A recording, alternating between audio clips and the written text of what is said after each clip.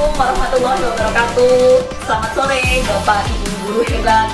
Nama saya Sylvina Fida. Saya CGP angkatan 6 dari SMA Al-Azhar Menganti. Pada sore hari ini saya akan melakukan supervisi akademis bersama rekan kerja saya di SMA Al-Azhar Menganti. Silahkan memperkenalkan diri. Halo, nama saya Yuda Isnanda. Saya di sini mengajar bahasa Indonesia di kelas 10 yang menerapkan kurikulum merdeka.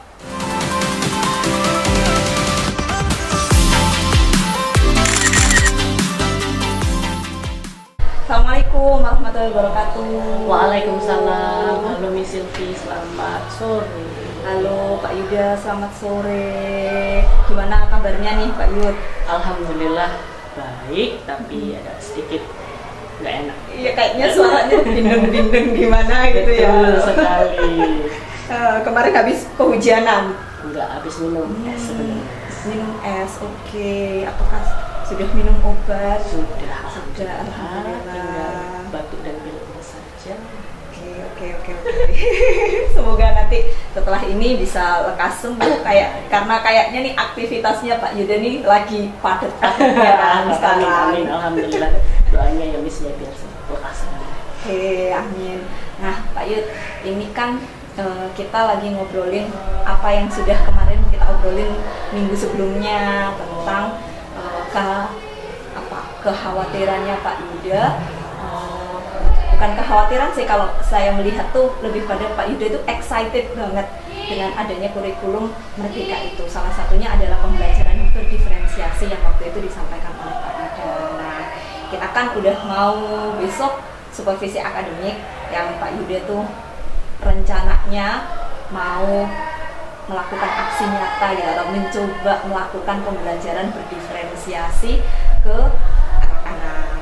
Oke, Pak Yud, apa sih yang ingin Pak Yuda sampaikan hari ini tuh?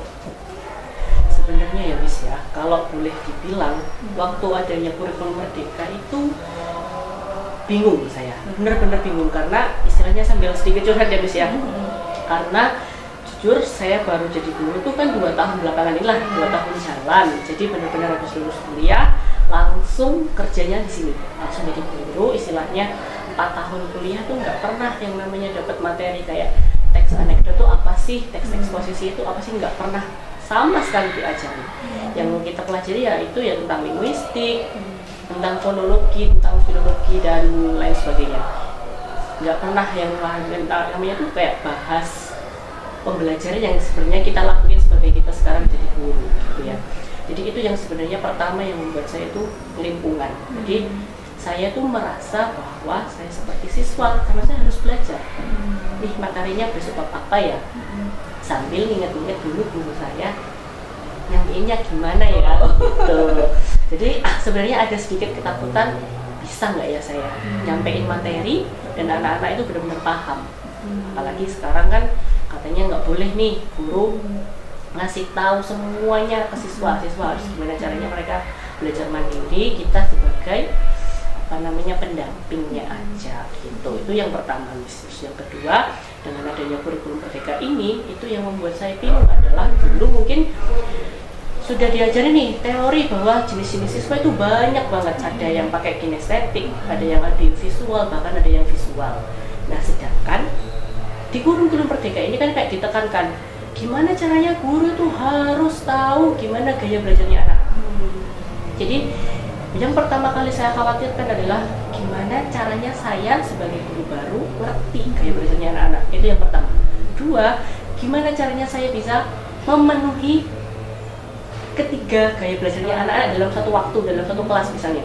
Dulu sempat mikir, apakah sebelah kanan itu kinestetik, yang tengah itu audiovisual, yang sebelah kanan visual, kayak gitu. Itu kan nggak mungkin saya lakukan, gitu kan. Jadi gimana caranya? Itu yang membuat saya bingung sampai hari ini sih, Miss. Oke, kalau bisa saya simpulkan dari kebingungannya Pak Yuda hari ini tuh, Pak Yuda bingung dengan satu, gimana nih cara menyampaikan materi yang tepat kepada anak-anak, mengingat dulu tuh nggak ada di kuliah kayak gitu ya. Kemudian yang kedua adalah bagaimana Pak Yuda bisa memahami gaya belajarnya anak-anak dan bagaimana supaya pembelajaran yang dilakukan Pak Yuda itu pas, cocok untuk anak dengan gaya itu, gitu ya. Oke, itu adalah permasalahan Pak Yuda yang menjadi kerisauannya hari ini. Nah, harapan Pak Yuda dengan pembicaraan kita kali ini tuh apa sih? Apa yang diharapkan Pak Yuda dengan pembicaraan kita hari ini? Pertama, saya itu kepingin ada kayak pendampingan, paling enggak untuk saya sebagai guru baru ini, paling enggak nih loh, ada salah satu sumber yang benar-benar kita bisa pelajari bahwa ini yang betul itu ini loh, materi yang harus kamu sampaikan itu ini, kayak misal strukturnya itu harus ini, ya kaidah kebahasaannya harus ini. Jadi yang saya takutkan kan itu, kadang kalau di sumber-sumber di Google ataupun di buku itu kadang kan beda-beda banget kan. Itu yang buat saya bingung. Jadi satu itu, yang kedua kayak ada gimana sih caranya bikin RPP atau bikin modul atau bikin apa ya, sebuah hal untuk guru tahu nih, oh kalau visual tuh berarti baiknya apa sih, oh kalau kinestetik tuh baiknya apa sih, kalau audio visual itu apa. Karena itu tadi nggak semuanya bisa kita kasih visual, nggak semuanya kita bisa kasih audio visual gitu kan Miss. Itu yang buat saya bingung. Jadi kalau saya minta sih ada kayak pendampingan dari guru yang ahli atau paling nggak guru yang udah punya pengalaman puluhan tahun lah ngajar di bidang saya, bahasa Indonesia terutama.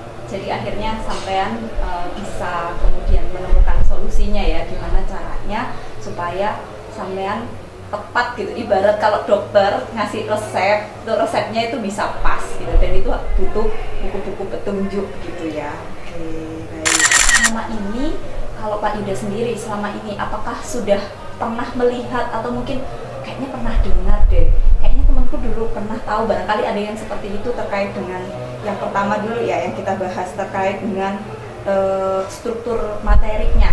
Kalau untuk struktur materi itu sebenarnya saya pernah sharing sama teman-teman yang di ngajar di tempat-tempat lain juga, itu sebenarnya juga sama. Kalau saya tanya, ya wes, ya itu strukturnya ya itu biasa sama apa yang di internet itu, apa yang ada di internet ya itu yang kita pakai. Tapi terkadang itu kan beda gitu guys.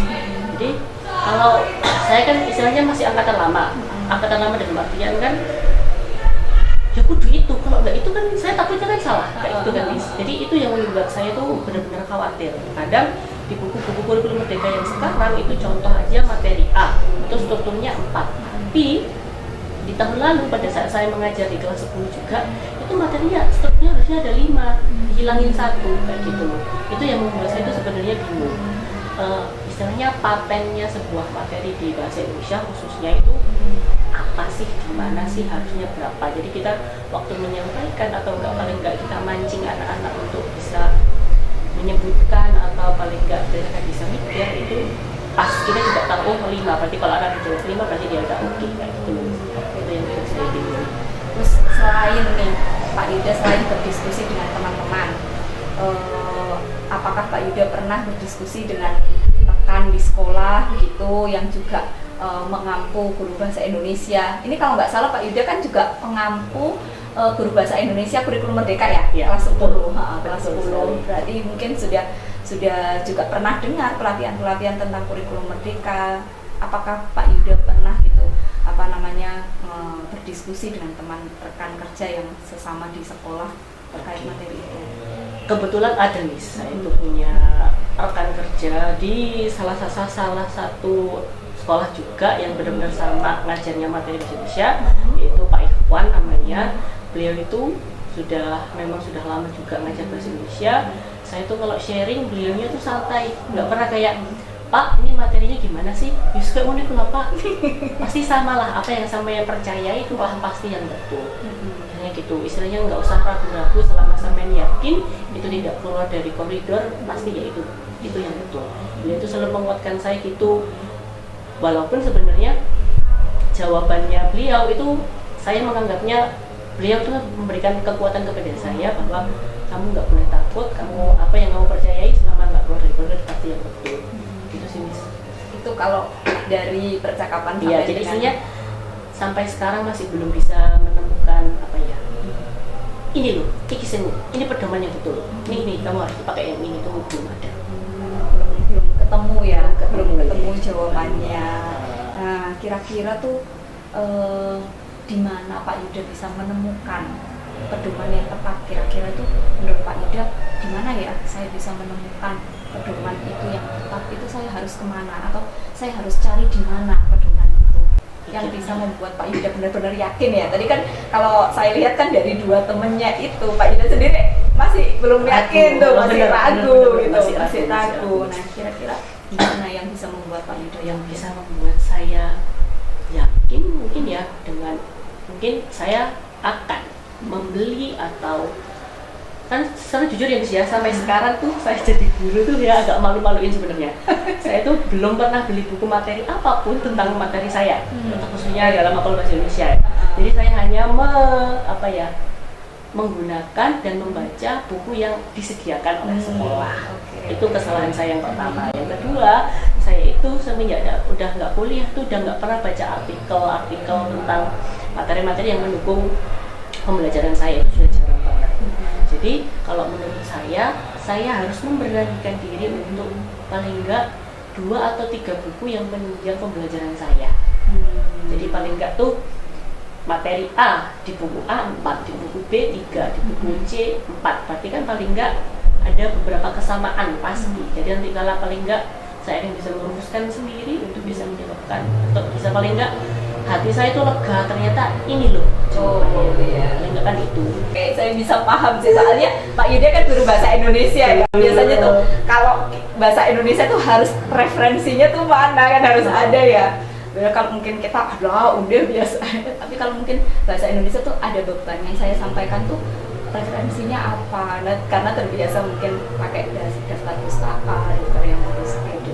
Nah, kalau tadi dari kita berbincang tuh sebenarnya sudah ada titik terang.